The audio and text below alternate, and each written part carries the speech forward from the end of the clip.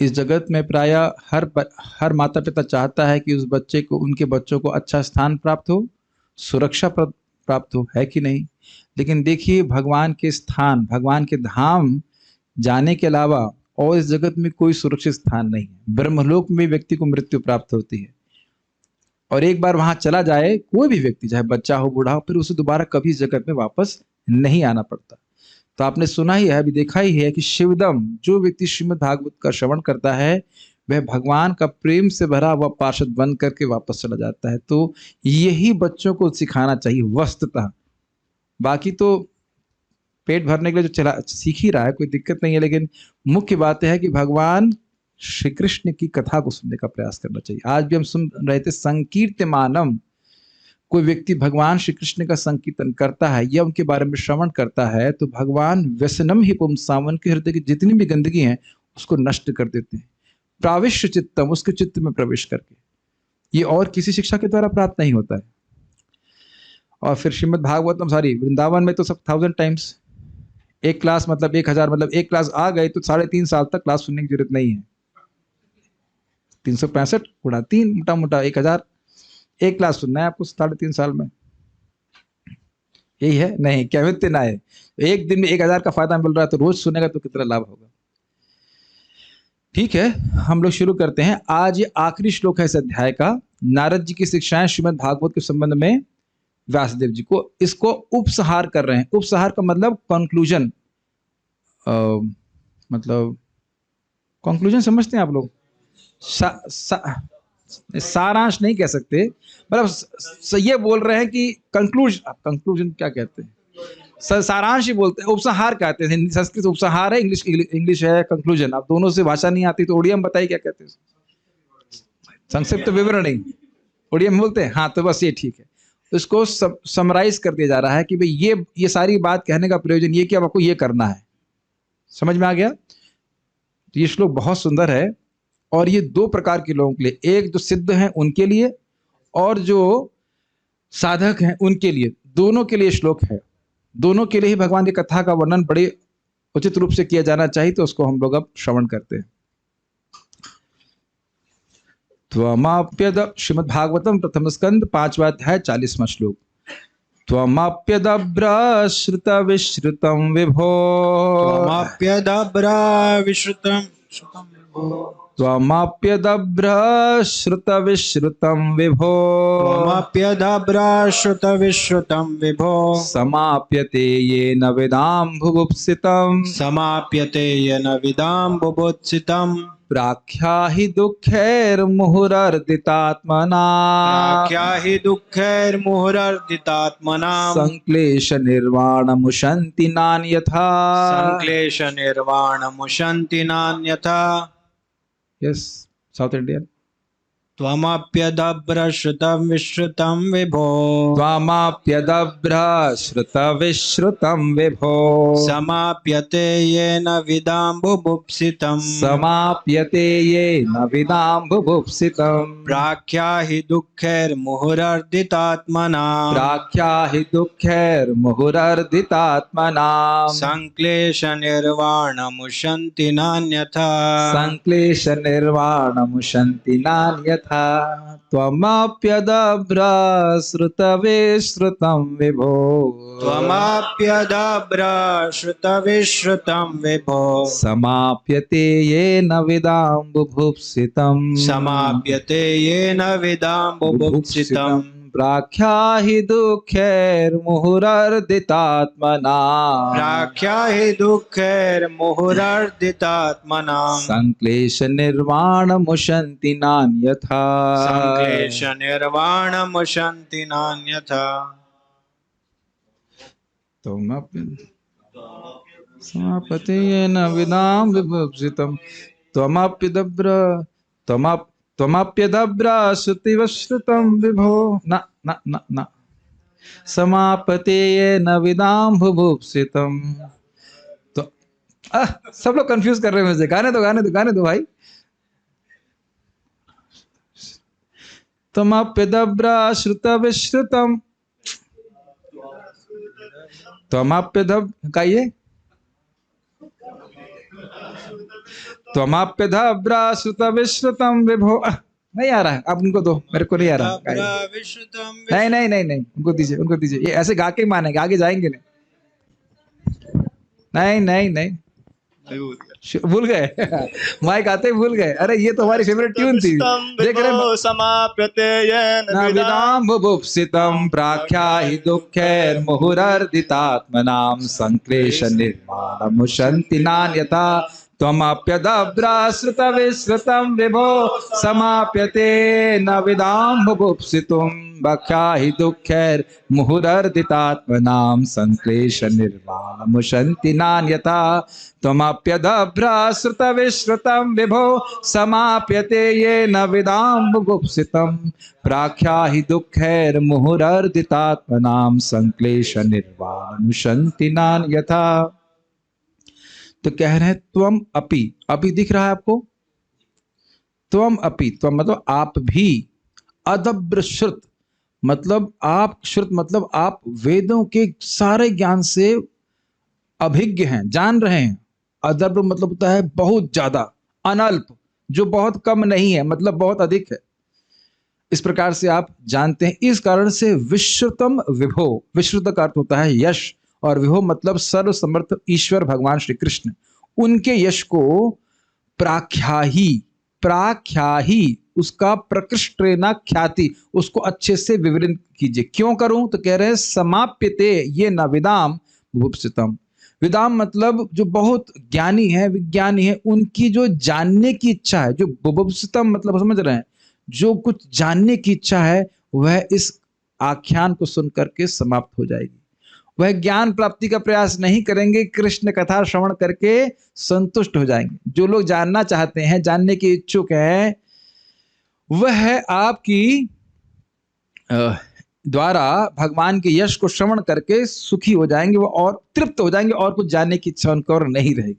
भागवत सुन करके ही वह तृप्त हो जाएंगे। एक बात और कह रहे हैं, दुखैर मुहुर, मुहुर मतलब होता है बार बार, और दुख तो समझ ही रहे, तीन प्रकार के दुखों से जो मुहुर बार बार अर्दित हैं, अर्दित आत्मनाम, आत्मनाम मतलब इनके शरीर, शरीर मन बुद्धि जो बिल्कुल कष्ट भोग रहे हैं, हम सब लोग साधक हैं जो जगत में जगत दुख भोग रहे हैं, बार बार दुखों के द्वारा पीड़ित हैं। अर्दित का मतलब होता है पीड़ित हैं।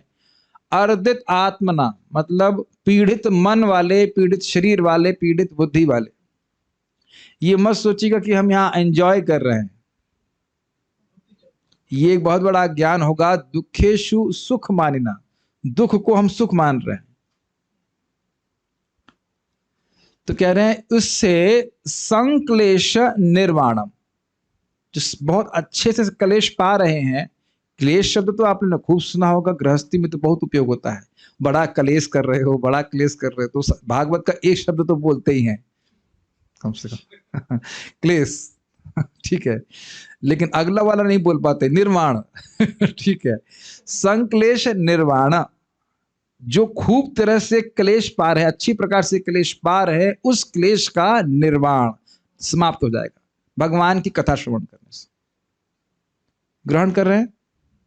देखिए ऐसा नहीं है कि झगड़ा होता है घर में तभी क्लेश होता है, हमेशा कुछ ना कुछ एक एंजाइटी लगी रहती, ये नहीं हुआ, वो नहीं हुआ। हम गलत तो नहीं कह रहे, ऐसा होता है, इज इट नॉट? ऐसा नहीं कि जिसके पास खूब धन रहता है फिर वो चिंता रहती है ये इतना बना रहेगा क्या, कहीं कोई नुकसान तो नहीं हो जाएगा। हमेशा कोई ना कोई क्लेश बना रहता है, ये एक स्वरूप लक्षण है कोई अपराध तो नहीं कर रहे हैं, है ना, स्वरूप लक्षण होता ही है।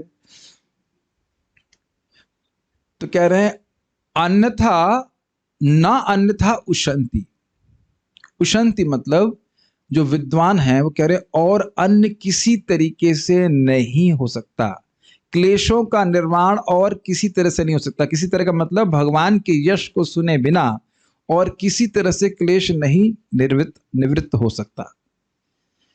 श्लोक समझ में आ रहा है स्पष्ट? इसके अनुवाद को देखेंगे फिर अन्वय को देखेंगे। आज मुझे प्रसन्नता है कि हमारी भगवती दीदी भी आई हैं। मैं सोच रहा था कि जब सुभद्रा दीदी आ सकती हैं तो भगवती दीदी भी आ सकती हैं भागवत में। अब पहली बार भागवत में बैठ रही हैं यहाँ पे, थैंक यू सो मच। रोज आपको यहाँ पे कोई पैसा नहीं लगता बेटा, आप रोज आ सुन सकती है, ठीक है, ओके। अतः कृपा करके सर्वशक्तिमान के उन कार्यकलापों का वर्णन करो जिसे तुमने वेदों के अपार ज्ञान से जाना है, क्योंकि उससे महान विद्वत जनों की ज्ञान पिपासा की तृप्ति होगी। ज्ञान पे सब पिपासा समझते हैं, जैसे प्यास लगती तो पानी चाहता है, तो कुछ लोग ज्ञान की पिपासु होते हैं, उन्हें ज्ञान चाहिए होता है, तो कहते हैं खूब अच्छे से ज्ञान प्राप्त होगा। ये तो आप लोग देख ही रहे हैं कि श्रीमद् भागवतम का कितना विस्तार है, एक एक श्लोक के, एक एक शब्द के कितने अर्थ हैं। और भगवान ने अगर शक्ति दी तो आत्मा रामा श्लोक की हम पूरा चैप्टर पढ़ाने की इच्छा रख रहे हैं, जिसमें 61 अर्थ हैं। फिर तो लगता है कोई भी क्लास में कभी भी नहीं आएगा, लेकिन लेकिन ऐसी व्याख्या की जा चुकी है, ठीक है। और साथ ही समान लोगों के कष्टों का भी शमन होगा, तो जो भौतिक दुखों से सदैव पीड़ित रहते हैं। तो आप देखेंगे दो प्रकार के लोग हैं। एक तो जो भागवत के रस को समझते हैं, विद्वान हैं, उनको बड़ा अच्छा लगता है, भाई भागवत बहुत अच्छी वस्तु है। और जो नहीं भी पूरा समझ रहे हैं, लेकिन इतना समझते हैं कि भागवत में आकर के मन बड़ा हमारा शांत हो जाता है कि नहीं? बहुत नहीं सारे लोग सोते भी नहीं है, लेकिन मतलब नहीं समझ में आता है, फिर भी मन बहुत सुख का अनुभव करता है। भगवान का यश जहां भी होता है वहां भगवान विद्यमान रहते हैं, सूक्ष्म रूप से साक्षात रहते हैं, हमें दिखते नहीं है, लेकिन आप उस चर्चा में बैठने से आप देखेंगे मन बड़ा प्रसन्न हो जाता है। जो भौतिक दुखों से सदैव पीड़ित रहते हैं, शब्द बड़े गंभीर है, सदैव। ऐसा नहीं कि हम कभी सुखी हो जाते हैं। भूख लगती है तो एक कष्ट है जिसकी निवृत्ति को हम सुख मानते हैं। नींद एक दुख है जिसकी निवृत्ति को हम सुख मानते हैं। और अन्यों के बारे में चर्चा नहीं करना चाहता, लेकिन व्यक्ति बारंबार इससे केवल दुखों से ही पीड़ित हो रहा है। ये तो हम समझते ही नहीं है, लेकिन एनीवेज कभी विचार कीजिए कि जन्म लेना ही कितना बड़ा कष्ट है। अज्ञान में व्यक्ति समझ नहीं पाता है। निसंदेह है इन कष्टों से उबरने का कोई अन्य साधन नहीं है। इस पे ध्यान दीजिएगा। अतः का मतलब क्या हुआ? अतः का अर्थ यह है कि आप नारद जी अपने अनुभव को पिछले श्लोक से ही बता रहे हैं कि जो व्यक्ति भगवान का नाम जप करता है, उनकी कथा का श्रवण करता है, और उनके सामने प्रत्यक्ष नारद जी खड़े हैं व्यासदेव जी को कह रहे हैं देखो मेरे संग क्या हुआ, क्या सुंदर, नारद जी बोल रहे हैं कि कितना सुंदर नारद जी जैसा चिन्मय शरीर प्राप्त है केवल कृष्ण कथा श्रवण करके, भगवान के भक्तों का संग करके। अतः आप समझ में आया भाई, जो लाभ मुझे प्राप्त हुआ वही लाभ का अधिकार सभी जीवों को है। मुझे ऐसा लगता है कि कहीं कहीं भक्तों में भी संदेह है कि भागवत से और हरि नाम से हम भगवान के पास पहुंच जाएंगे क्या, मैं पहुंचूंगा क्या, ऐसा लोग सोचते हैं, तभी तो एनर्जी नहीं लगाते। लेकिन श्रीमद् भागवत के श्रवण के द्वारा सहज रूप से श्रद्धा जाती है। कल एक भक्त बोल रहे थे मेरी पढ़ाई की वजह से मैं 2 महीने नहीं आऊं, चलेगा? हमने कहा 2 महीने खाएंगे भी नहीं, इतने पढ़ेंगे कि नहीं खाएंगे। तो ऐसे सोच लीजिए कि 2 महीने नहीं खाएंगे तो क्या स्थिति होगी। एक दिन नहीं खाते हैं तो सोचिए, आदमी देखता रहता है कि कैलेंडर में लाल रंग अंक से कहाँ लिखा हुआ है, मतलब एकादशी कहाँ मार्क है, देखते हैं कि नहीं वैष्णव कैलेंडर में, उस दिन नहीं खाना होगा क्या, जबकि प्रसादम मिल जाता है तब भी कोई चिंता होती है। 2 महीना नहीं खाएंगे तो क्या हालत होगी बताइए। और 2 महीने कोई श्रवण ना करे तब क्या स्थिति होगी उसकी भक्ति की, वो आप कल्पना कर सकते हैं। बाकी जिसको जैसे जो करना चाहे करे, लेकिन बहुत बार तो प्राय ऐसे में भक्त गायब ही हो जाते हैं। उनको पूछ को यह भी याद नहीं रहता कि हरे कृष्ण मंत्र हाथ से शुरू होता है क्या। श्रवण का बड़ा तीव्र प्रभाव होता है। तो हम खाली ये बात कर रहे थे कि अतः समझ में आया आप लोगों को, नारद जी को भगवान का पार्षद बनने का सौभाग्य प्राप्त हुआ, तो क्या आप लोगों को नहीं प्राप्त होगा? आप भी तो भगवान के अंश हैं। तो ये दिक्कत है कि इसको एम्फसाइज नहीं किया जाता, इसीलिए कह रहे हैं प्राख्या ही। आप अच्छे से बताइए ताकि लोग समझें इस बात को कि भगवान की कथा श्रवण करने से आप भगवान के पास चले जाएंगे। सिंपल, कितना सिंपल है ना, एक्चुअली सिंपल है, लेकिन उसको अप्लाई नहीं कर पा रहे लोग। खैर, अन्य कोई करे या ना करे, हमें स्वयं करना चाहिए। जब हम बीमार होते हैं तो ये नहीं देखते हैं कि पिताजी दवा खा रहे हैं कि नहीं खा रहे हैं। विकास नाम है ना प्रभु का। अभी आप बीमार पड़ गए थे ना, तो यह तो नहीं देख रहे थे माता जी दवा खा रहे हैं कि नहीं खा रहे, खुद ही खा रहे थे कि नहीं, बस, है ना केवल माता जी, इज इट नॉट? आप बीमार होंगे तो सोच नहीं रही थी कि बेटी भी रोटी खा रही है कि नहीं खा रही। अरे अपनी जान बचाते हैं कि नहीं बचाते हैं। हर व्यक्ति को समझना चाहिए इसी प्रकार से कि हमने भक्ति कर रही है, बाकी हमारे परिवार वाले कितने कर रहे हैं नहीं कर रहे, इससे कोई मतलब नहीं। अतः, अतः शब्द की व्याख्या कर रहा हूं। नारद जी को जिस प्रकार से भगवान के पार्षदत्व प्राप्त हुआ उसी प्रकार से सबको प्राप्त होगा। अतः इसलिए आप भगवान का यश का वर्णन कीजिए। समझ में आ रहा है? अन्वय देखिए, हे अधब्र श्रुत, हे सप्लाई किया गया है उसमें अन्वय में, हे विशाल वैदिक साहित्य के ज्ञान से संपन्न व्यासदेव जी। भाई स्वाभाविक सी बात है, भगवान का यश अगर आपको प्रस्तुत करना है तो वैदिक ग्रंथों का तो ज्ञान होना ही चाहिए, उसी में भगवान का यश दिया हुआ है। तो इसलिए कह रहे हैं ये अधब्र शुद्ध का अर्थ समझ रहे हैं, आपने अच्छे से गुरुओं से सुना है, अध्ययन किया है, आप समर्थ हैं भगवान का यश प्रस्तुत करने में, इसलिए आप उसको प्रस्तुत कीजिए।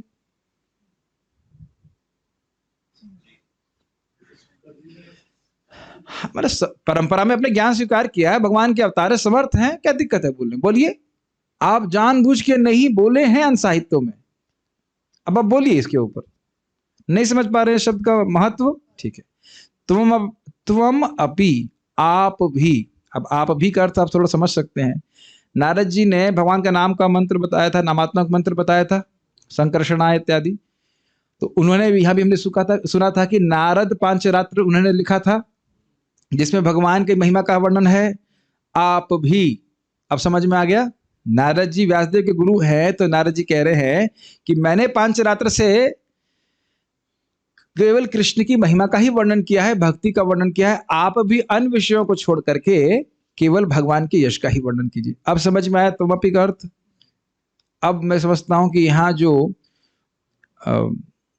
विद्वान जन हैं उनकी ज्ञान की पिपासा को शांत हो रही होगी, है कि नहीं? एक एक शब्द कितना महत्वपूर्ण। तुमपि, मैं कर रहा हूं, आप भी करो, यही बात बोल रहे हैं। विभो, सर्वशक्तिमान भगवान के, विभु का अर्थ ही होता है सर्व समर्थ, जो सब कुछ करने में समर्थ है, वो भगवान। विश्रुतम अर्थात यश का आख्या ही सम्यक रूप से वर्णन कीजिए। मेरे ख्याल से पाठ भेद हो गया है, प्राख्या ही था, वहां प्राख्या ही लिख लीजिए, तो वही की बात है, अच्छे से वर्णन कीजिए। मतलब भगवान कृष्ण के यश के अलावा उस ग्रंथ में और कुछ होना ही नहीं चाहिए, और यही भागवत है। हम कल इसको रिवाइज कराएंगे, तब देखिएगा एक एक श्लोक भगवान की भक्ति या भगवान के महिमा का ही वर्णन है। अब देख लीजिएगा उससे क्या होगा। तो कह रहे हैं ये ना, जिसके द्वारा विदाम अर्थात विद्वानों की, विद समझते हैं, विद मतलब होता है जानना,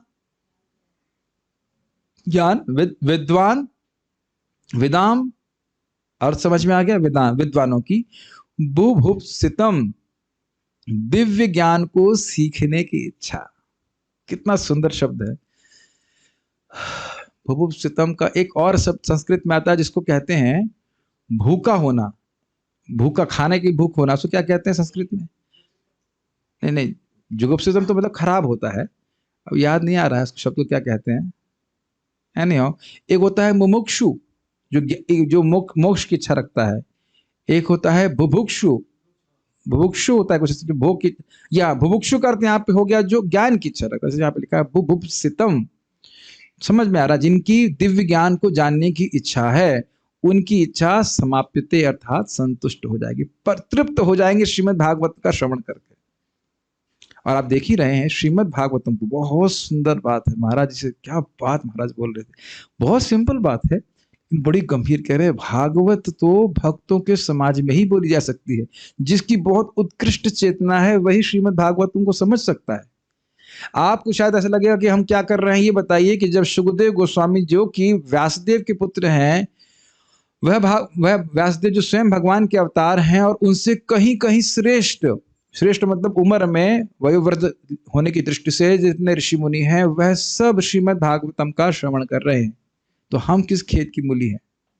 हमको तो बहुत ज्यादा आवश्यकता है भागवतम सुनने की। Does it make sense? मैं तो बार बार इस बात का स्मरण करता हूं कि महाराज जी बात की, जो सर्वत्र निरपेक्ष सुखदेव गोस्वामी है, वह श्रीमद् भागवतम की उपेक्षा नहीं करी की है। प्रश्न उठा था ना कि वह बैठे कैसे, वह तो आधे घंटे के लिए भी नहीं रुकते थे और पूरा 18,000 श्लोक सुनाने बैठ गए। तो आप समझ रहे हैं ना, जो जानने की इच्छा है, कुछ ग्रहण कर रहे हैं। सुखदेव गोस्वामी इस जगत में किसी भी चीज की अपेक्षा नहीं करते थे, किसी वस्तु की अपेक्षा नहीं करते थे, फिर भी श्रीमद् भागवतम को श्रवण करने के लिए वो बैठे। 18,000 श्लोक सुनने में भी तो समय लगा होगा। कुछ ग्रहण कर रहे हैं बात। विदाम बुभुप्सितम, ब्रह्मविद थे, ब्रह्मनिष्ठ थे, वह भी उनको वो भी बड़े संतुष्ट हुए श्रीमद् भागवतम को श्रवण कर। आप लोगों ने शायद अनुभव किया होगा कि जैसे मुझे प्रभु जी बता रहे थे कि आप दो लोग तो हैं ही इसमें फील्ड में, सीए वाले फील्ड में, कि हर बार नई नई पॉलिसी आती है तो उसके जानने के लिए इच्छुक हो जाते होंगे आप लोग, बुभुप्सितम, ठीक है। लेकिन उसको जानने के बाद लगता नहीं कि बस अब ये नियम पालन हमने सीख लिए, अब हम और कुछ नहीं जानना चाहते। ऐसा होता है? ऐसा नहीं होता। वो आप ही के संग नहीं, किसी भी संग होता है। हम लोग भी इच्छुक थे कि हम कैलकुलस पढ़े, ये पढ़े, वो पढ़े, पढ़ के सब बोर हो जाता है। लेकिन श्रीमद् भागवत में इस प्रकार से नहीं। जितना हम प्रगति करेंगे श्रीमद् भागवतम के अर्थों को और अधिक हम समझ पाएंगे। तो कह रहे हैं, इसलिए कह रहे कोई इसको एक बार स्वाद चख लेगा तो वो अब और कोई चर्चा नहीं करना चाहेगा। ध्यान दीजिएगा कि आज भी और अनंत काल तक श्रीमद् भागवतम का प्रवचन हर ग्रहों पे चलता रहता है। शिव जी भी भागवत बोलते रहते हैं, पता है आपको। एक मुख से भागवत बोलते हैं, एक मुख से राम राम बोलते रहते हैं। उनको डिस्टर्ब नहीं होता है, नहीं, वो सब कुछ कर लेते हैं। नारद जी इधर भी सुनते, उधर भी सुनते, सब जगह सुन रहे होते हैं। तो इसके लिए रुचि डेवलप करनी पड़ेगी। हो ही जाएगी सुनने से। समाप्तते मतलब संतुष्ट हो जाएगी, खूब प्रसन्न हो जाएंगे, और कुछ अनुशीलन नहीं करेंगे। यत, और जिससे, ये तो हो गया ज्ञानियों को फायदा। अब हमारा फायदा क्या होगा देखिए। यत मतलब जिससे दुख है, तीन प्रकार के दुखों से। कौन से हैं? आदि दैविक, आदि भौतिक और आध्यात्मिक। देवताओं द्वारा कष्ट, अन्य लोगों के द्वारा कष्ट, और अपने मन और शरीर से ही होने वाले कष्ट, जिनसे मुह अर्थात सदैव। मुह का मतलब बारंबार। ऐसा नहीं है कि एक कष्ट रुक जाता है तो उसके बाद कोई कष्ट नहीं होता। मुझे इस पे हंसी आती है। हमारे एक गुरु भाई थे, ये होटल में एक वैद्य हैं नाहर सिंह जी, उनके पास गए और बोले बस अब तुम्हारा ये इलाज हो जाएगा, तुम ठीक हो जाओगे। तो उनके मन में आ गया कि अब हमको बीमार नहीं पड़ेंगे। तो पेट ठीक हो गया तो देखा दांत में दर्द शुरू हो गया। तो ऐसा हम लोग सोचते हैं कि हमारा ये अंग ठीक हो गया है, अब हमको कोई प्रॉब्लम नहीं रहेगी। ऐसा नहीं होता है। वो अंग सही हुआ है ताकि दूसरे अंग को मौका दे दुख देने के लिए, है कि नहीं। और सारे अंग कभी कभी एक साथ भी दुख देते हैं, वो अभी स्ट्राइक पे चले जाते हैं एक साथ, है ना। छोटा सा विचार कीजिए इसी पे, मुह अर्थ तात्पर्य के ऊपर, कि हमारे दाएं पांव के छोटे वाली उंगली के नाखून के पर आपने कितना ध्यान किया है? कोई ध्यान नहीं देता ना।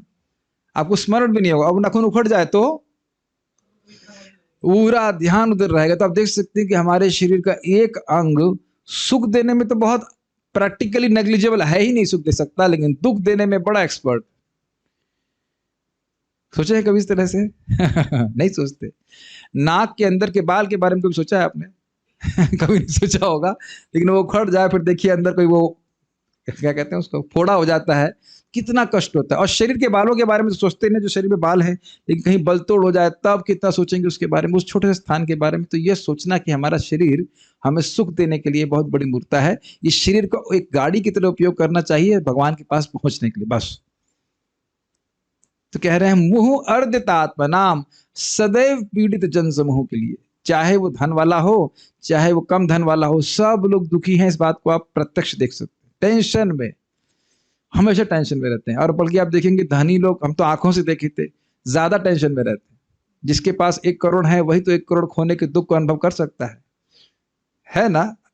नहीं, किसी व्यक्ति विशेष पे कटाक्ष कर भी रहे हैं और नहीं भी कर रहे हैं, लेकिन लेकिन जिसके पास 1 करोड़ है वही दुखी होगा ना। अरे मेरे 1 करोड़ चले गए, आएंगे कि नहीं आएंगे, आएंगे कि नहीं, ऐसे करके, ठीक। तो इस प्रकार से दुखी है। तो संक्लेश, सम्यक क्लेश मतलब बहुत क्लेश पा रहे हैं, तो उन कष्टों का निर्वाणम अर्थात शमन हो जाएगा। तो 2 प्रकार के लोगों का लाभ दिख पा रहे हैं। एक विद्वान जनों का, जगत से कुछ नहीं चाहिए, जगत से कुछ नहीं चाहिए, लेकिन दिव्य ज्ञान चाहिए, तो उनको भागवत संतुष्ट करेगी। और जो जगत के कष्ट में पड़े हुए हैं, भोगों में रचे पचे होने के कारण दुख प्राप्त कर रहे हैं, उनको भी श्रीमद् भागवतम सुख देने वाली है। तो इसलिए एक इंटरेस्टिंग बात है कि इसलिए कोई से भी जोड़ लीजिए, क्योंकि ये दोनों ही प्रकार के लोगों को सुख देने वाली है। इसलिए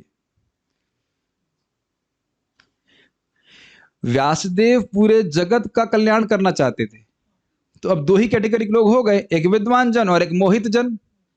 तो विद्वानों का भी कल्याण भागवत करेगी और मोहितों का भी करेगी। इसलिए भी आप भगवान का ही वर्णन कीजिए। स्पष्ट समझ में आया? ठीक।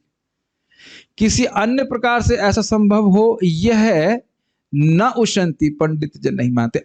यानी कहने का अर्थ है कि देखिए, पंडित नहीं मानते और आप तो अधभ्र श्रुत है। पंडितों के सिरमौर हैं, शिरोमणि हैं, कोई उशंति शब्द जो है ये बहुवचन में, बहुत से पंडित है, सारे पंडित, एक भी पंडित नहीं मानेगा। अच्छा, जो पंडा मतलब होता है सार असार विवेक जिसको है, जिसको पता है कि सही वस्तु क्या है, वो कभी नहीं मानेगा कि भगवान की कथा को श्रवण करने के अलावा जीव के दुख किसी वजह से, किसी और तरह से जा सकते हैं। समझ में आता होगा? इसलिए तो कहने का शैली होती है, कोई भी पंडित यही कहेगा, है ना भाई साहब? तो भाई साहब को भी जो है वो बोल रहे हैं, पहले बोल दे कि आप पंडितों में श्रेष्ठ हैं, फिर कहेंगे कोई पंडित ऐसा नहीं कहेगा। कहने का अर्थ है कि आपको तो सोचना ही नहीं चाहिए कि किसी और तरह से जीवों का दुख जा सकता है। ये श्लोक बहुत सुंदर है वस्तुतः। देखें तो आप जीवों के दुख के लिए ही अवतरित हुए, दुख को उतारने के, निवृत्त करने के लिए ही अवतरित हुए हो। ये जानते ही व्यासदेव जी का अवतार है जगतः शिवायतन, जगत के लोगों का कल्याण करने के लिए हुए हैं, और कल्याण का एकमात्र तरीका है कि भगवान के यश को श्रवण करें। Make sense? पहली बार आप थोड़ा सुन रहे हैं तो कठिन होगा, लेकिन अगर आप नियमित रूप से श्रवण करेंगे तो समझ में आएगा। उसके बाद अब नारद जी की कहानी आएगी अगले अध्याय से, कैसे भगवान के पास जाते हैं, भगवान का दर्शन प्राप्त होता है, और बहुत सारी रहस्यमय बातें आपको उससे पता चलेंगी। यह तो आप अनुभव कर रहे हैं कि यही असली न्यूज़पेपर है। हर दिन कुछ न्यू मिल रहा है कि नहीं मिल रहा है कि नहीं? और वाकई न्यू लगता है कि नहीं? भले पेपर नहीं सामने आपके, खाली स्क्रीन पे आ रहा है, लेकिन आप समझ रहे हैं। मैं सोच रहा था, ऐसा लग रहा है कि जैसे मैंने न्यूज़पेपर ज्वाइन कर लिया हो, रोज ही आर्टिकल लिखना है मेरे को। लेकिन है ना न्यूज़पेपर, अच्छा न्यूज़पेपर है, लेकिन भगवान के बारे में न्यूज़ प्राप्त होती, सारार्थ दर्शनी। हे अदभ्रश्रुत अर्थात बहुत शास्त्र को जानने वाले, अर्थात हे सर्वज्ञ कौन? व्यासदेव जी। विभो विश्रुतम अर्थात भगवान के यश को प्रख्यापित कीजिए। बहुत सारी व्याख्या मैंने पहले ही कर दी तो आसानी होगी समझने में। भगवान के यश को समझने के द्वारा भूभुप्सितम अर्थात जो जानने की इच्छा रखने वाले वेदाम अर्थात विद्वान है, उनकी इच्छा संतुष्ट होगी। जरा इस पे विचार कीजिए, वेदाम शब्द क्यों रखा गया है भूभुप्सितम के साथ में? देखिए, प्राय इस जगत में लोग क्या जानना चाहते हैं? बाय डिफॉल्ट आहार, निद्रा, भय और मैथुन, इसके बारे में प्रश्न होता है। इसके बाहर कोई प्रश्न नहीं होता है, ना इसके बाहर कोई उत्तर होता है। इसीलिए कह रहे हैं वेदाम भूभुप्सितम, मतलब जो दिव्य ज्ञान की इच्छा रखते हैं, भगवान कौन है, उनसे मेरा क्या संबंध है, ये प्रश्न भी नहीं करते कोई कि मेरा भगवान से क्या संबंध है। मानते हैं ना कि आप, हमारे चित्त में कभी प्रश्न ही नहीं आता कि भगवान से मेरा संबंध क्या, जबकि है। केवल व्यक्ति अपने इंद्रिय तृप्ति के बारे में ही प्रश्न करता है। तो ऐसे लोग बहुत रेयर होते हैं, मतलब बहुत कम होते हैं जो वेदाम भूभुप्सित हो, विद्वान हैं, वो समझ गए इस जगत में कोई सुख नहीं है, भगवान के चरण कमलों में सुख है, तो उसको जानने की इच्छा रखते हैं। और मैं समझता हूं कि आप लोग कुछ कुछ तो वेदाम भूभुप्सितम हो गए होंगे, इज इट नॉट? कि महाप्रभु ने ये क्यों किया, चैतन्य महाप्रभु ने ये क्यों किया, भगवान कृष्ण यह लीला क्यों कर रहे हैं, या इनका तत्व क्या है, इस शब्द का अर्थ क्या है। ये संग से भी होता है, धीरे धीरे धीरे धीरे करके आप हमको श्रवण करते तो हमारे हृदय में भी इच्छा होती, नहीं तो हमें लगता है होगा भागवत में कुछ भी लिखा हो, क्या फर्क पड़ता है, हमारे जीवन में आज की रोटी मिल गई, कल की भी मिलेगी, रूम में ट्यूबलाइट खराब हो गई थी, सही कर लिया, इन्वर्टर खराब हो गया, उसे रिपेयर कर लिया, टीवी भी खराब तो उसको बहुत सही हो गया, और क्या चाहिए, इत्यादि इत्यादि। यही सब जिज्ञासा लेकर के व्यक्ति जीता है, और यही सब जिज्ञासा लेकर के मर जाता है कि नहीं? लेकिन विद्वान लोग इस प्रकार से भगवान को जानने की इच्छा रखते हैं। तो अर्थ क्या है, जरा देखिए कैसे समाप्त हो जाएगी उनकी इच्छा। तो कह रहे अर्थ यह है, इस प्रकार से अमृतास्वादन में सदा ही निमग्न रहने वाले एकांतिक भक्ति से युक्त भक्तों को ज्ञान की स्प्रिया ही नहीं होगी। समझ रहे हैं? भगवान के तत्व, भगवान की लीला, गुण, वैचित्र को श्रवण करके इतने प्रसन्न रहेंगे कि अब उनको निर्विशेष ब्रह्म की ज्ञान की कोई इच्छा नहीं रहेगी। इसीलिए कह रहे हैं भूप समाप्यते, तृप्त हो जाएंगे, हमें और कुछ नहीं सुनना। Does it make sense? और आप लोग स्वयं अपने जीवन में देखिए कि ब्रह्म का अनुसंधान करने की कोई इच्छा नहीं आती है कुछ, कि ब्रह्म क्या है, वो क्या ब्रह्म नहीं है, क्या ब्रह्म है, न इति न इति, ये सब हम कुछ अभ्यास नहीं करते ना। श्रीमद् भागवत श्रवण करते हैं, हरे कृष्ण मंत्र कीर्तन करते हैं, जब करते हैं भक्त लोग संतुष्ट रहते हैं। प्रैक्टिकल समझ में आ रहा है कि नहीं? क्योंकि वे भगवत यश के श्रवण से पूर्ण रूप से संतुष्ट हो जाएंगे। मैं नहीं समझता कि यहाँ भक्त लोग भागवत की जगह कुछ और ग्रंथ या कोई और चर्चा चलाने में इच्छुक होंगे। कल से मैं कहूँ कि भाई हम दैनिक जागरण पढ़ने वाले हैं, तो मैं नहीं समझता कि कोई यहाँ पे आने वाला है। उसकी मैं स्पेशल विशेष परंपरा के तात्पर्य दूंगा उसके ऊपर, कोई सुनने में रुचि नहीं होगा। भक्त लोग रुचि नहीं रखेंगे, स्वाभाविक सी बात।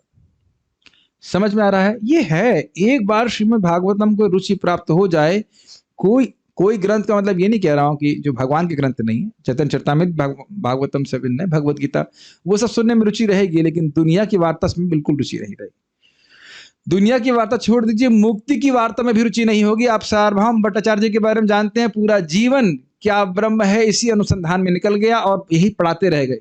लेकिन जैसे ही महाप्रभु का संग हुआ, कृष्ण कथा की रुचि प्राप्त हो गई, तो वह श्रीमद् भागवतम में जो मुक्ति पद शब्द था उसको भी सुनना नहीं चाहते थे, उसको भक्ति पद कर दिया था। कुछ याद ही होगा जो लोग सार्वभौम भट्टाचार्य जी के बारे में, उसके उद्धार के बारे में सुने थे, और जो गरीब लोग हैं जिनके पास चैतन्य चरितामृत नहीं है घर में है पढ़ते हैं, पन्नी खोली नहीं खोली तो पढ़िएगा उसको, बड़ा रोचक है। वैसे इसको हम लोगों ने यहाँ पे पढ़ाया था, तो बड़ा आश्चर्यजनक है ना। जो मुक्ति की, क्या खुद ही कह रहे थे कि क्या मैं सियार की तरह मुक्ति की हल्ला करता रहता था, अब आपने मुझे हंस बना दिया, ऐसा कुछ वो बोलते हैं इस प्रकार से। उनके पास जिनके पास बुद्धि है वे ये नहीं मानते, मतलब उशंति विद्वान जन, जिनके पास बुद्धि है वे ये नहीं मानते कि दुख से पीड़ित जीवों के क्लेश किसी भी अन्य प्रकार से शांत हो सकते हैं। ये लाइन तो बहुत हल्की लग रही होगी लेकिन कितना, एक कह सकते हैं ना, 100 सुनार की और एक लोहार की। सुने हैं सबको। दुनिया में हर व्यक्ति पारिवारिक रूप से, व्यक्तिगत रूप से, सामाजिक रूप से, देश के राजनीतिक रूप से और पूरे विश्व के समूह ले लें तो भी दुखों का निर्माण करने में लगा है कि नहीं, बताइए। वस्तुतः केवल एक ही प्रयास चल रहा है कि दुख प्राप्त ना हो और सुख की प्राप्ति हो जाए, लेकिन बिल्कुल उसके विपरीत परिणाम प्राप्त हो रहा है। क्या ये देखने में समर्थ हैं? एक छोटा सा एग्जाम्पल ले लीजिए, बड़ा हास्यास्पद है। आपको पता है कार क्यों बनी थी? इंग्लैंड में जो घोड़े थे, घोड़ा गाड़ी यूज करते थे, और वो लोग घोड़ा जानते हैं कि भाई शौच भी करेगा, तो वो तो बहुत पवित्र नहीं होता है, वो तो खैर गाय के शौच को भी पवित्र नहीं मानते, तो कहते इससे बड़ा पोल्यूशन हो रहा है तो उन्होंने कार का निर्माण किया, और उस समय एवरेज स्पीड थी जो चलने की, वो थी 10 किलोमीटर पर आवर घोड़ा गाड़ी से। और जब कार का निर्माण कर ली तब कितनी है? 10 किलोमीटर पर आवर, क्योंकि बहुत ज्यादा क्राउड हो गया है और पोल्यूशन कितना बढ़ गया। अब आप देख रहे हैं, एक एग्जाम्पल देख लीजिए कि दुख निवृत्त करने का प्रयास कर रहे हैं, लेकिन दुख कम नहीं हो रहा है, बढ़ रहा है, और सुख की प्राप्ति बिल्कुल नहीं हो रही। और अद्भुत बात है कि ये अंधे लीडर देख भी नहीं पा रहे। हम कार के अगेंस्ट या फॉर नहीं बोल रहे हैं, खाली ये बोल रहे हैं कि भगवान से विद्रोह करके जितनी भी नियम बनाए जा रहे हैं, प्रभुपाद पहले समझा चुके हैं, माया उसको ध्वस्त करने में बहुत सक्षम है। देखिए, दिक्कत यह है कि आजकल के समाज में जो लीडरशिप पे जा रहे हैं, उनकी गाइडेंस कोई ब्राह्मण नहीं कर रहे। ये दिक्कत है, इस कारण से वो कभी सोच नहीं पाते। फिर लीडर ही नहीं सोच पाएगा तो बाकी लोग क्या सोचेंगे? समझ में आ रहा है ये बात? जब तक व्यक्ति भगवान के श्रवण कीर्तन में नहीं लगता है, भगवान के प्रति प्रेम जागृत नहीं करता है, तो माया पीटेगी ही, पीटती आई है और पीटेगी भी। कोई शरीर में कष्ट होगा या मन का कष्ट होगा या कुछ ना कुछ चलेगा। आपको पता हो कि बहुत बार लोग जो स्वस्थ होते हैं वह भी आत्महत्या कर लेते हैं, पता है? शरीर में कोई रोग नहीं होता है, लेकिन मन से भी कुछ खास पीड़ित नहीं होते, बस कुछ एक इल्यूजन रहता है। मुझे याद है जब मैं फर्स्ट ईयर में था, सेकंड सेमेस्टर की बात होगी या फर्स्ट सेमेस्टर की बात होगी, एक लड़की थी, मैंने सुना, नाम नहीं जानता, IIT बॉम्बे में, मतलब 2003 बैच में, उसका एक बी लग गया था, उसने आत्महत्या कर ली। हमने कहा हम तो यहाँ चाहे बी लगे चाहे सी लगे, हम तो आत्मरामस्य मुनि हो निग्रंथ रूप क्रमे, ये श्लोक याद, प्रभु जी ने याद करवाया था ना, इसलिए याद था। कुर्वन्त हेतुकं भक्ति मिथ्यम मुक्त गुणो हरि, कोई चिंता नहीं है, और लोग इसके लिए मरे जा रहे हैं। फिर जब फाइनल ईयर में था या थर्ड ईयर में था, तब एक लड़के ने आत्महत्या कर ली, उसका कहीं फेल लग गया होगा ऐसे करके। तो देख रहे हैं ना कि एक प्रतिष्ठित संस्थान में होते हुए भी व्यक्ति इस प्रकार से दुखी है। और आपने सुना ही था ना, वो यहाँ बांदा का था, कहाँ का, तो IAS ऑफिसर था वो, जो मुझे याद नहीं है कहाँ का था, लेकिन उसने आत्महत्या कर ली। और वो IAS में फर्स्ट रैंक लेके आया था जब उसकी एंट्रेंस थी। तो सोच लीजिए इतने बड़े बड़े लोग क्यों आत्महत्या कर रहे हैं, परेशान क्यों है? आजकल डिप्रेशन तो छोटे छोटे बच्चों को हो जाता है, बच्चे मतलब 19 साल का तो मैं बच्चा ही बोलूंगा, 19-20 साल के लोगों को डिप्रेशन हो जा रहा है, बताइए। तो आप देख रहे हैं ना, और भगवान की कथा सुनने से व्यक्ति किस प्रकार से प्रसन्न हो जाता है, तो आप देख ही रहे हैं, आप इसमें कोई कठिनाई तो है नहीं। ठीक है। बाल प्रबोधिनी निर्धारित उत्तर देते हुए उपसंहार कर रहे हैं। निर्धारित मतलब निष्कर्ष प्रस्तुत कर रहे हैं कि भाई करना क्या, सारी 100 बात की एक बात, ये समझते हैं इसका? तो क्या 100 बात की एक बात यह है कि आपको भगवान की यश का वर्णन करना है। हे अधब्र श्रुत अर्थात आप बहुवेद आदि का श्रवण किए हैं, बहुत सारी बात जानते हैं, इसलिए भगवान के यश का कीर्तन करने में आप असमर्थ नहीं हैं, यह सूचित होता है। मतलब व्यासदेव जी आप ऐसा नहीं कह सकते हो कि आप मैं कैसे लिखूं, आप सब जानते हो, लिख सकते हो। अब देखिए विभो का अर्थ क्या ले रहे हैं। विभो अर्थात विविध रूप से जो भगवान क्रीड़ा करते हैं। विविध रूप समझ में आया? कभी नरसिंह रूप में आते हैं, कभी वह वराह रूप में आ रहे हैं, कभी स्त्री बन जाते हैं। जो पुरुष है, गोविंदम आदि पुरुष है, वो आदि स्त्री बन जाते हैं, वह मोहिनी बन जाते हैं। आपको पता है मोहिनी की पूजा कौन करती है? माया देवी करती है। बृहत भागवतमृत में वर्णन आता है इस प्रकार से, सुना था ना ये चीज। ठीक है। और कौन से रूप में आते हैं? हंस बन जाते हैं। अब वैसे आप कभी सोचिए कि हंस आपको कोई भागवत बोले तो कितना अजीब सा लगेगा ना, क्वाइट अमेजिंग। हम लोग कभी सोचते नहीं है, हंस बोल रहा है श्रीमद् भागवतम 11वें स्कंद में आता है। और कभी एक भिक्षुक बन जाते हैं, जैसे कि प्रहलाद महाराज को उन्होंने ज्ञान दिया था, क्या नाम था उनका, दत्तात्रेय भगवान ने। एकदम पड़े हुए हैं बिल्कुल, ऐसा जैसे कुछ मतलब ही नहीं, जगह पागल जैसे हैं, लेकिन प्रहलाद को दिव्य ज्ञान प्रदान कर रहे हैं। उनके बारे में भी हमने श्रवण किया। और अन्य शक्तावतारों के द्वारा भी भगवान अवतरित होते ही हैं। तो इस प्रकार से भगवान क्रीड़ा करते हैं, अर्थात लीला करते हैं। वे कर्माधीन होकर के कार्य नहीं करते, इसलिए कह रहे हैं विभो, सर्व समर्थ है, इसलिए विभिन्न स्वरूपों में प्रकट हो रहे हैं। अभी भी समझ में नहीं आ रहा कि हम लोग विभिन्न जन्मों में क्रीड़ा कर रहे हैं, समझ रहे हैं ना? थोड़ा इधर देखिए कि हमारे लिए कितना अशक्य है, हम कितने असमर्थ हैं। हम कहते हैं कि भाई समुद्र अगले जन्म में आप जब शादी, फॉर एग्जाम्पल आप शादी करेंगे तो मैं आपका बच्चा बनूंगा, ऐसा हो सकता है? कोई बोल सकता है? एक माता जी डिवोटी हैं, उनके पति बड़े, मेरा शरीर छोड़ने से पहले या कुछ समय पहले बोले, तुम कितनी अच्छी पत्नी हो, जन्म जन्मांतर में तुम्हारी जैसी पत्नी चाहता हूँ। तो माता जी ने बोला नहीं मैं नहीं चाहती मैं भगवान के पास जाना चाहती हूँ, बहुत हो गया और सेवा नहीं करना चाहते। सही उत्तर है यही अच्छा उत्तर है तो अब हम चाहें भी तो किसी का पुत्र नहीं बन सकते ना, लेकिन भगवान ने आशीर्वाद दिया कि हम, क्या नाम था उनका, जिनने सुतपा और प्रश्नि ना, उन्हें तपस्या की, तो भगवान ने कहा एक बार नहीं, मैं 3 जन्मों तक आपका पुत्र बनूंगा। और जैसे जैसे प्रस्तुत हुए, माता पिता की कुंडली बताने लगे कि पिछले जन्म में आपने ये किया, उसके बाद आप कश्यप और अदिति बने। तो आप समझ लीजिए कितना अंतर भगवान में है और जीवों में है। ठीक है। विश्रुतम अर्थात उनकी कीर्ति एवं चरित्र को भी आप प्राख्याही अर्थात बहुत समीचीन रीति से और प्रधान रूप से वर्णन कीजिए। समीचीन मतलब समझ रहे हैं, 2 अर्थ है यहाँ पे। समीचीन मतलब बहुत सुंदर तरीके से, ताकि लोगों को बहुत अच्छा लगे। इस श्लोक को देखिए कितना सुंदर लग रहा है गाने में। श्रीमद् भागवतम का श्लोक ऐसे गायन करने में कितना सुंदर लग रहा है। सुंदर तरीके से बताइए, ऐसा बताइए कि मनोहारी हो, मन को हरने वाली लीलाएं हो। एक तो ये, और दूसरा ये नहीं कि थोड़ा सा, मान लो आपको प्रसाद में बहुत अच्छा, बहुत सुंदर व्यंजन प्राप्त है, लेकिन इत्ते से, जरा जरा से, स्वाद बहुत अच्छा है, लेकिन कहेंगे क्या, आप कहेंगे अरे ऊंट के मुंह में जीरा, समझते हैं इसका? ऊंट है, उसके मुंह में जीरा देंगे तो क्या प्राप्त होगा उसको? अब ये तो हाँ कहते भाई देखो दिया है हमने, ऊंट को दे रहे हैं जीरा, तो वह भी नहीं होना चाहिए। मतलब शास्त्र बहुत है, बहुत बड़ा शास्त्र है, उसमें भगवान की लीला भी बहुत अच्छे से लिखी गई है, बहुत थोड़ी सी। तो कह रहे ना, एक तो बहुत सुंदर तरीके से लिखिए और आप प्रधान रूप से लिखिए। आप देखिएगा कितने सुंदर, जैसे मैं बहुत खुश हूं कि आप सब लोग बहुत खुश होंगे जैसे जैसे हम लोग भगवान की लीलाओं को पढ़ने वाले। इतनी सुंदर टीकाएं हैं इसके ऊपर, आप लोग बहुत प्रसन्न होने वाले हो, बहुत प्रसन्न होने वाले हो। उस श्लोकों को आप अभी भी प्रसन्न हो ही रहे होंगे, कितने सुंदर सुंदर शब्दों के अर्थ हैं श्रीमद् भागवतम में। तो इस प्रकार से आप रख दीजिए और बता दीजिए कि एक श्लोक अच्छा नहीं है, कौन सा श्लोक भागवत का अच्छा नहीं है। सारे श्लोक में तो सुंदर सुंदर अर्थ हैं, शब्द है इत्यादि, है ना। इसके द्वारा सिद्धों और साधकों दोनों का आपके द्वारा महान उपकार होगा। अर्थ समझ रहे हैं? सिद्ध मतलब जो विद्वान जन हैं और साधक जो जगत से क्लेश पा रहे हैं, उन दोनों के प्रति आपका उपकार होगा। और आप तो भगवान को जीवों पे उपकार करने के लिए ही अवतरित हुए।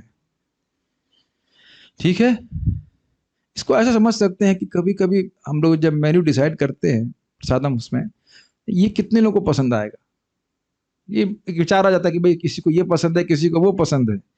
ये होता है ना मन में कि भाई ये बना रहे हैं तो ये, मान लो इडली सांभर बना रहे हैं तो साउथ इंडियन डिवोटीज को पसंद होगा, और ये क्या कहते हैं आप लोग, दालमा चावल बना रहे तो उड़िया डिवोटीज को अच्छा लग रहा होगा। ऐसे ऐसे धारणा हो सकती है, लेकिन ये जो कृष्ण कथा है ये सभी को अच्छी लगेगी। जो विद्वान जन मंडली उनको भी अच्छी लगेगी, और जो दुख से पीड़ित हो रहे हैं जगत पे उनको भी अच्छी लगेगी। उन दोनों का उपकार होगा। सिद्ध जन भगवान के चरण को जानना चाहते हैं, उनके बारे में जानना की इच्छुक होते हैं, तो इसके वर्णन के द्वारा उनकी इच्छा भी तृप्त होगी, स्पष्ट है। जो साधक हैं उनके लिए तो यह परम साधन है। इसको इस श्लोक में दुख आदि से कह रहे हैं। दुख है अर्थात्मनाम शब्द जहां पे जो भागवत में आए इस श्लोक में, उसको कह रहे हैं अब उसकी व्याख्या कर रहे हैं। आध्यात्मिक आदि जो त्रिविध ताप हैं और उनसे जिनका अंतःकरण मोहुर अर्थात पुनः पुनः अर्दित अर्थात पीड़ित होता रहता है, तो ऐसे व्यक्तियों के क्लेशों की निवृत्ति भगवत यश के श्रवण कीर्तन आदि के बिना नहीं हो सकती है, ऐसा सभी विद्वानों मानते हैं। इसको जरा समझने का प्रयास कीजिए। कल एक बात, आज सुबह बात आ रही थी, कब आ रही थी, कि हमें कष्ट मिल रहा है, दुख नहीं है मिल रहा है। देखिए, बाहर से कष्ट हो लेकिन मन अगर प्रसन्न है भगवान की भक्ति के द्वारा तो आप दुखी नहीं होंगे। और बहुत बार आप देखते हैं कि बाहर कितना भी अच्छा हो लेकिन मन में ग्लानि हो तो व्यक्ति सुखी नहीं होता। तो मुख्य रूप से हम दुख और सुख का अनुभव मन में करते हैं। मुख्य क्या, बस मन में ही करते हैं। मन की अनुकूल वृत्ति को हम सुख मानते हैं और प्रतिकूल वृत्ति को दुख मानते हैं। ये सब समझ रहे हैं इन सब बातों को। तो बाहर से जीव को कोई दुख प्राप्त नहीं हो रहा एक दृष्टि से, वो खाली सुख और दुख जो भी अनुभव कर रहा है वह अंदर से कर रहा है। आप कभी देखिए प्रैक्टिकली, जिनको आदत नहीं है, वो जिनको आदत है वो पेड़ के नीचे भी बहुत आराम से खटिया डाल करके सो जाते हैं कि नहीं। मैंने तो प्रत्यक्ष देखा। हम लोग जब यहाँ अपना आश्रम को पहली सेवा मिली थी, हमें छप्पर डालना था, तो हम घास ढूंढने जा रहे थे ब्रज में, घास कहाँ मिलती है, और देखा बड़ा सुंदर छप्पर डाला हुआ, और वाकई बहुत ठंडा भी था। उसमें एक व्यक्ति अपना मतलब जो क्या कर रहा था हम नहीं बता सकते, वो तो सिंपल है, कोई भजन नहीं कर रहा था, बीड़ी फीड़ी पी रहा था, जो भी एकदम आराम से एकदम सो रहा है। और देखिए बहुत बार लोग एसी में भी जलते रहते हैं। महाराज बोलते हैं इसको एसी चला लिए हैं लेकिन मन में तप रहे हैं, ये नहीं हुआ आज, वो नहीं हुआ, है कि नहीं। तो ये तो प्रत्यक्ष देखी जा रही है बात कि लोगों का अंतःकरण मोस्टली जलता रहता है। समझ रहे हैं। इसी को भी एक भक्त हमारे सामने एक सीनियर डिवोटी से पूछ रहे थे कि उनके भाई का देहांत हो गया इस कोविड में, तो इस दुख का शमन कैसे करेंगे। अरे किसी भी दुख का शमन कैसे करोगे, श्रीमद् भागवतम के श्रवण के द्वारा। और इस पर आप लोग जो लोग भागवत पढ़ते हैं वो जानते हैं चित्रकेतु महाराज की 1 करोड़ पत्नियां थी। वैसे वही दुख का पर्याप्त कारण है। सॉरी, ये सब बोलना नहीं चाहिए था। अरे माता जी लोग भी है क्लास में, लेकिन ठीक है। वैसे ये पर्याप्त कारण है, 1 करोड़ पत्नियां मतलब बहुत दुख मिलना चाहिए, लेकिन नहीं, वो आज्ञाकारी थी, वो सुनती थी उनकी बात। उस जमाने में ऐसा होता था। और पूरा राज्य था उनका, विश्व भर का राज्य, कोई उनसे लड़ने वाला नहीं था, लेकिन फिर भी वो दुखी थे कि एक बच्चा नहीं। ये बहुत बड़ा लफड़ा है जगत में। भौतिक आपने देखिएगा सब कुछ प्राप्त रहेगा, एक वस्तु प्राप्त नहीं होने से सारा दुख का कारण बनता है। कभी देखा है आपने जीवन में? प्रैक्टिकल देखिए कि नहीं? ये अपने जीवन में देखिए कि जगत कितना विचित्र है। सब कुछ जो आपको चाहिए वो होगा, बस वो एक वस्तु नहीं होगी। ऐसे राधे श्याम प्रभु बता रहे थे कि ब्रह्मचारी आश्रम में भी भगवान एक ब्रह्मचारी को जरूर रखेंगे जो सुनेगा नहीं बात। मेरा अनुभव हो गया। हाँ सही बोलते हैं। एक जरूर रहेगा जो नहीं सुनेगा आपकी बात। मतलब 100% नहीं रखेंगे, 91% एक व्यक्ति जरूर रहेगा। इस जगत में बनाया ही ऐसा गया है कि हमारी सारी इच्छाएं एग्जैक्टली नहीं चलने वाली, और कुछ भी नहीं होगा तो सर में दर्द है कि नहीं। देखने लग जाएं कि हमें सिखाने के लिए कि भाई आप इस जगत के कंट्रोलर नहीं हो, फ्रस्ट्रेट मत हो। और लेकिन अब एक जरा थोड़ा वापस आ जाइए इस पे। परीक्षित महाराज के जीवन के अंत में क्या हुआ उनके साथ? एक भी चीज अच्छी हुई? पूरे विश्व के वो राजा थे और धम्म से शाप मिल गया, 7 दिन में मर जाओगे। दुखी थे कि प्रसन्न थे? प्रसन्न थे। अब समझ में आया कि बाहर से बहुत कष्ट है, उनको सभी के सामने एक सांप मार देगा आकर के, लेकिन क्या कह रहे हैं कि नहीं, मैं कृष्ण कथा सुनने के लिए बहुत उत्सुक हूं, मुझे प्यास भी नहीं सता रही है, मुझे दुख मतलब कोई दुख नहीं, नींद भी सता नहीं रही, नींद तो बहुत मुश्किल होता है सहन करना। तो प्रमाण आप भागवत में ही देख रहे हैं किस प्रकार से व्यक्ति सुखी हो जाता है भगवान की कथा श्रवण करके।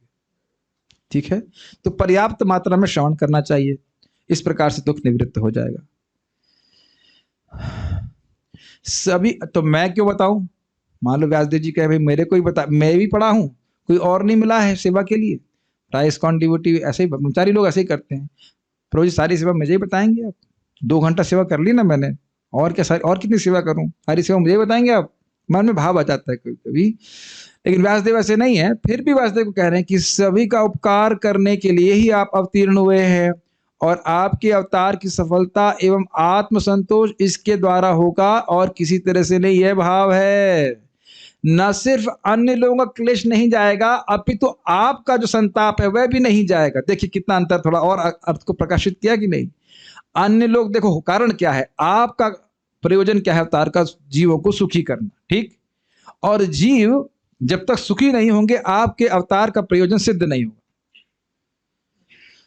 जैसे कभी कभी हमारे करना में प्रभु दुखी हो जाते हैं, ये राजमा पक क्यों नहीं रहा है क्यों भाई, गलत तो नहीं बोल रहे हैं, 3 घंटा हो गया उबाल रहे तो सिद्ध नहीं हो रहा ना, जिस प्रयोजन को लेकर के किचन में घुसे वो प्रयोजन सिद्ध नहीं हो रहा है कि नहीं। आप कई बार बोले कि नहीं, फिर सोचते हैं कहाँ गड़बड़ रह गई, जो कुछ मुझे करना चाहिए था उसको उबालने के लिए वो मैंने किया, कुछ धारण कर रहे व्यासदेव जी कह रहे थे ना कि जीवों को सिद्ध करने के लिए जो कुछ भी मुझे करना था वो मैंने किया।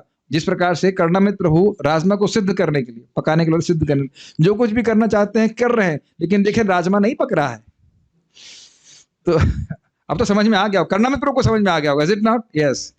तो उसी प्रकार से आप जिस प्रयोजन को लेकर के अवतरित हुए हैं वह सिद्ध ही नहीं होगा, लोग सुखी होंगे ही नहीं, चाहे कितना ही धर्म की बात कीजिए, चाहे अर्थ की बात कीजिए, काम की बात कीजिए, यहां तक कि मोक्ष की बात भी कीजिए, जीव संतुष्ट नहीं होने वाला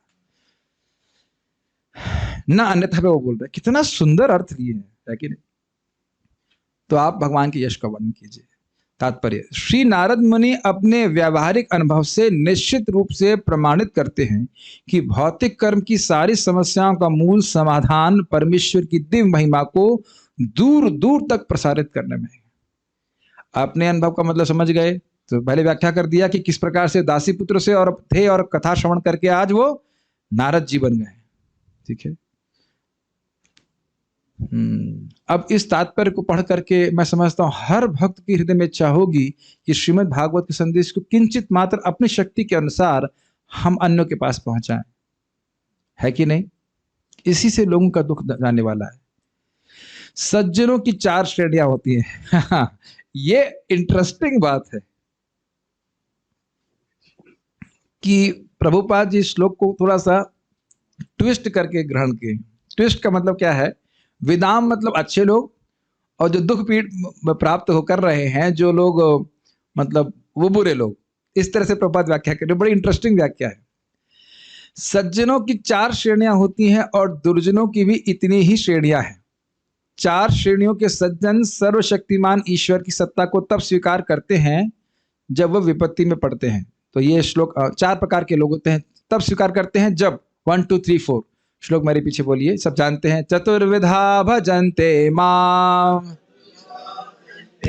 जना, इसमें भी आलस, श्लोक बोलने में भी आलस, चतुर मतलब माइक दूसरा देने में भी आलस, कैसे उन लोग को दुख दूर जाएंगे। उफ।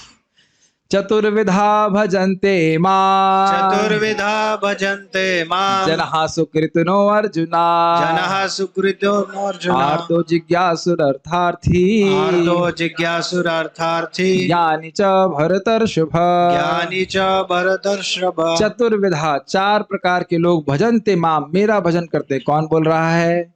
भगवान कृष्ण। जनः सुकृतिनो अर्जुना, वो जन जो सुकृतिवान होते हैं अर्जुन, अर्थात जिनके कुछ पुण्य रहता है पहले का। क्या कैटेगरी है? आर्थ, दुखी होते हैं, जिज्ञासु, भगवान के बारे में जानना चाहते हैं, अर्थात धन का प्रयोजन है, या ज्ञानी। तो एक तरह से प्रभुपाद जी ने वो केवल ज्ञानी नहीं लिया, चारों को समेट लिया कि जो भी पुण्यात्मा है वो भगवान के बारे में पास आएगा, तो उससे उनका भी लाभ होगा भगवान का यश श्रवण कर करके। समझ में आया?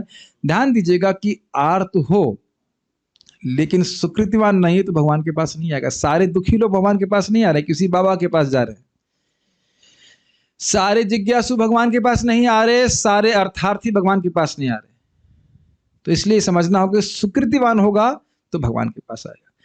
जब वे विपत्ति में पड़ते हैं, जब उन्हें धन की आवश्यकता होती है, जब वे ज्ञान में बढ़ जाते हैं और तथा जब वे ईश्वर के विषय में अधिक अधिक जानना चाहते हैं। आज ही हम एक भक्त बता रहे थे, अभी तो शायद ऑनलाइन होंगे, कल उनका इंटरव्यू करवा देंगे सबके सामने, किस प्रकार से वो कुछ गोविंद रेस्टोरेंट के बारे में बता रहे थे कि वह कुछ तो था कि पहले वो रेस्टोरेंट खोलते थे, उसमें मांस वास बनाते थे, तो सब भट्ट हो गया। भक्त ने मना किया कि मत करो ऐसा, नहीं माने, पूरा बिजनेस डाउन। फिर भक्ति में आ गए और कह रहे थे कि एक ही दिन में 7 लाख रुपए का प्रॉफिट किया। उनकी पत्नी नोट गिनते गिनते थक गई। हाँ, इतने एक ही दिन में इतने पैसे कभी देखे नहीं उनने। कह रहे हमने जिंदगी में कभी नहीं देखे थे। तो आप कहेंगे ऐसे प्रवचन प्रभु जी आप रोज क्यों नहीं सुनाते हैं? तब तो जरूर, कितना वयम तू ना वितृप्यामः, ऐसा श्लोक सुनकर तो हमें ऐसी बात सुनकर तो हमें कभी तृप्ति नहीं हो रही है। लेकिन दूसरी घटना बता रहा हूँ, हमारे ही गौशाला को व्यक्ति ने 2 लाख रुपए दिए थे धम्म से आकर के। वो व्यक्ति भी बिल्कुल रोड पे आ गया था, उसका बिजनेस खत्म हो गया। मैं पहले ही बताया राधा मदन मोहन जी को। कौन वाले राधा, कौन से मदन मोहन जी, कौन से मंदिर की बात कर रहे हैं? नहीं, मत बताना मत। वैसे इस्कॉन हैदराबाद, कोई जानना चाहता है तो जान सकता है। तो वो उनके पास गए और उनसे प्रार्थना किया कि भगवान मेरा पैसा दे दीजिए। ऐसा पैसा उनके ऊपर बरसा दिया भगवान ने।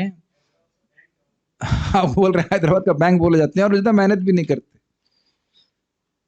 लेकिन ध्यान दीजिएगा कि दिव्य ज्ञान भगवान से मांगना चाहिए, भगवान से भक्ति मांगनी चाहिए।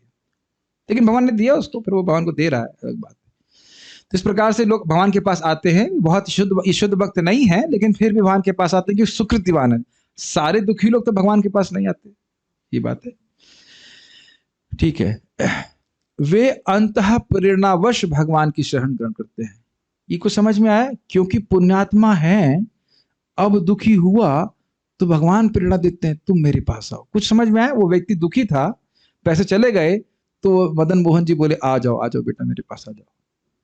कुछ ग्रहण कर रहे हैं इस बात को? यस। इसीलिए कोई भक्त ना भी बन रहा हो, उसे प्रसाद तो खिलाइए। आज सुकृति बनेगी तो कल जाके बथुआ उगेगा कुछ समय आने पर। सुकृति मतलब कुछ पुण्य।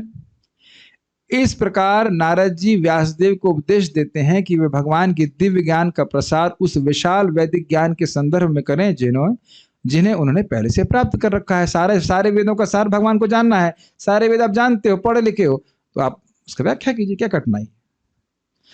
जहां तक दुर्जनों का संबंध है, उनकी भी 4 श्रेणियां हैं। ये भी इंटरेस्टिंग है कि 5वीं श्रेणी नहीं है। अच्छा, ये सोचने वाली बात है कि 5वीं श्रेणी नहीं है, केवल 4 ही श्रेणी के खराब आदमी है। ये अच्छा है।